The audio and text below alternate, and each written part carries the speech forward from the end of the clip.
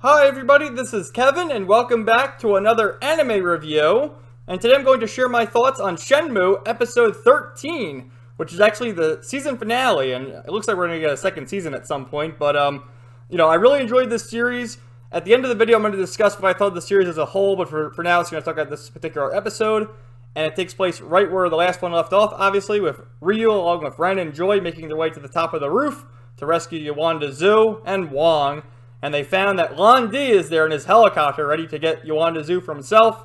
And so just some great stuff right there. You have Yuandazu. There's a couple guys in suits. The Big O from the past few episodes, who's like the leader of the gang in China.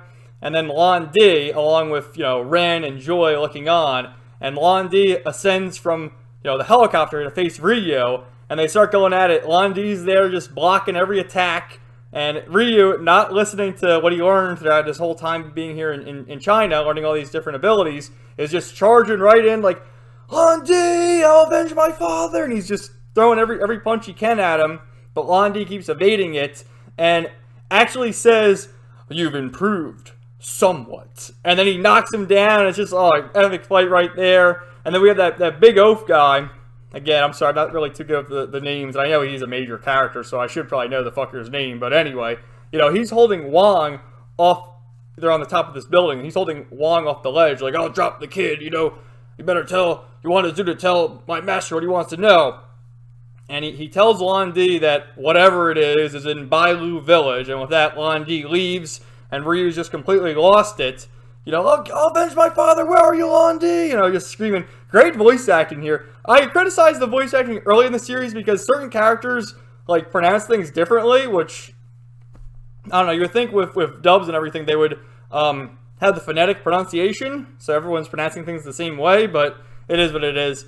But, Ryu did a great job here, and just, in the end, he has to fight the big guy, and he learns all his abilities, uses them all the principles of Wuda from all the masters he met in China, is able to defeat him, does that elbow move that Zhu Ying taught him, and some great stuff right there. And they learned from Yuandazu that what happened was Ryu's father, Iwa, was in China many, many years ago, and from Lan Di's point of view, he thinks that it was Ryu's father who murdered his father, so there's all this revenge involved. And they're looking for this ancient treasure or whatever with the mirrors. They need both mirrors. Ryu actually has the Phoenix mirror, and Lan Di has the Dragon mirror. And that makes sense later on. And some cool stuff there, how Lan Di's involved too. And really, I don't know, it kind of does make you sympathetic for him in a certain sense. I mean, maybe that's what they're trying to do. But we get some scenes where everyone has a new lease on life. When Ryu first made his way there, he was all determined just to find Lan Di, and now he's headed for Bailu Village himself to see if he can find Lan Di again.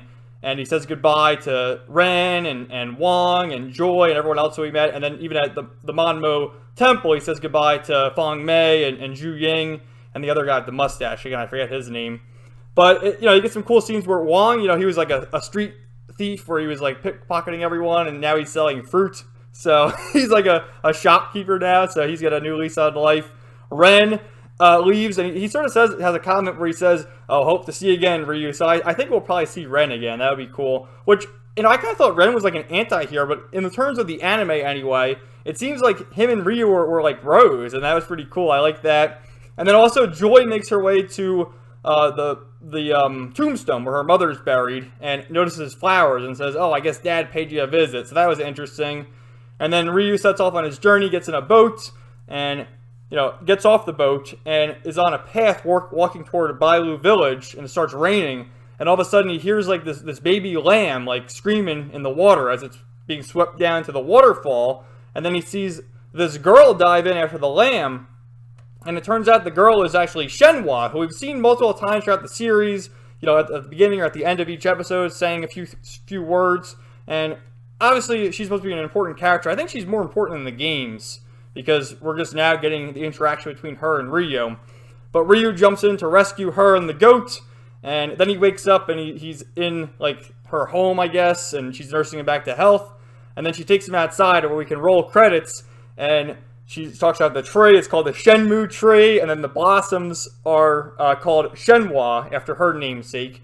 and they start talking a little bit, and they learn that Ryu's actually searching for her father, to which they go into this cave where they present the mirror to go through the secret passage, and there's a letter written by her father as well as a sword, and basically for them to continue their journey, and then it ends saying the story goes on.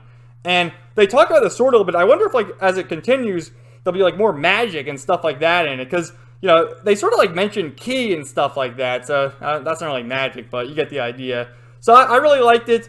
I'll show you some of the screenshots I have first, and then we'll talk about my thoughts going forward and the series as a whole. So just the whole animation, I'll make myself smaller so you can see the text there. The whole animation with their eyes and everything, because outside it was, you know, the sun was setting, and just the shine in their eyes and everything, just so good, man. The animation in the series was very good with the fights and everything. I love this line right here. You've improved somewhat. There's a great pause there. And then as they all meet each other, it's at the start of the episode as well, it shows everyone's faces. Like, they do this a lot in Battle Shonen series and whatnot. You have Lan-Di, Joy, Wong, Ren, Ryu, and Yuan-Zu, and they're all eyeing each other down, like, what do we do? And there's also that big guy and the two guys in suits who are working with Lan-Di as well. So after it's all said and done, you know, Lan-Di leaves because he has to go to Bailu Village as well. Ryu's fighting the big guy, gives him that elbow move that Zhu Yang taught him, and just some great stuff. They're all cheering him on, and he sort of like gets these flashbacks to all the different things he was taught by the different masters during his time in China here. So just some great nostalgia stuff for having just watched the series the past few months. So this is after he rescues Shenwa and the baby lamb. He wakes up in her house, and she's like, oh, you're awake, good to see you. And she invites him out, you know, my name's Shenwa, who are you? And they start talking about their whole story and how their two fathers knew each other and all that, and takes him outside, and, you know, roll credits. It's called the Shenmue tree, haha. So they go on their journey, which, again, I'll talk about this when I'm all done with the slideshow here, but the series would have been a lot better if it was longer. You know, it's 13 episodes. If it was 24 episodes, they could have expanded on a lot more things. Like, it just shows them here, we're going to go to our journey to this cave, and then it cuts 2 seconds later, they're at the cave. Like, they could have gone on a couple episodes traveling there, don't you think? Here they are. And then they come across the two mirrors, the dragon and the phoenix, make their way through. And then as the ending theme plays, we get this. The story goes on. So, again, I've never played the games, so I don't really know. Like, I would assume, you know, my friend Nuke's commented on all the videos. He's played the games, and he says it's pretty accurate. But the thing is, it would have been a lot better if they had spaced it out more, made it 24 episodes, because from what I understand, this adapts the first 2 video games, and there's a third video game. There's no fourth video game at the moment. I think there might be at some point. So if they do season 2, it's just going to adapt the third game, and then what? I mean, it should have took their time a little bit more, I feel like. But overall, I enjoyed the series. Like I said, it would have been better if things were more spaced out, because it's like, do this, do that, and they had their cameos of certain characters, like the forklifts early on, and the guy selling hot dogs early on when they're in Japan, and things like that. But then you also had a scene with Joy where she's like, you know, at her mother's grave, and they skim by that in a few minutes. It's like, come on, man, you could explain more about what's going on with Joy, right? So, you know, I enjoyed the series. If it comes out on Blu-ray, I'm definitely going to buy it and watch it again, because, you know, I've noticed this after, like, watching shorter series, you know, the 24, 26 episode series. It's much better to binge watch it in the span of a few weeks as opposed to watching one episode a week for a couple months, because it's just easier to take it all in. I'll know characters' names easier. Like, I don't remember the name of the big guy or the flamboyant guy whatsoever. I don't even remember the names of the people who taught Ryu the principles of Wuda. You know, there was 4 of them. They had the old lady, the other guys, the mustache guy at Manmo Temple. I don't even remember his fucking name. I know Zhu Yang, Fang Mei, Ren, Wai. I know their names, but you know, like, even I was calling Ryu's father for a while, but his name is actually Iwa. So, you know, I had a tough time remembering his name as well. But anyway, I enjoyed the series quite a bit. I wonder when we'll hear about a season 2, because the way it ends, I mean, we're going to have to get a season 2, and can't just end like that. And interesting as well, because as they're going through the cave, they come across, you know, Shenwa's father left a note or whatever, and there's also, like, this magical sword. So I wonder if there's going to be, like, more mystical things as the series progresses, because they did sort of touch upon Ki throughout the series, which isn't really mystical, but you know, it's like energy, stuff like that. So thank you guys for watching. Let me know what you thought in the comments down below.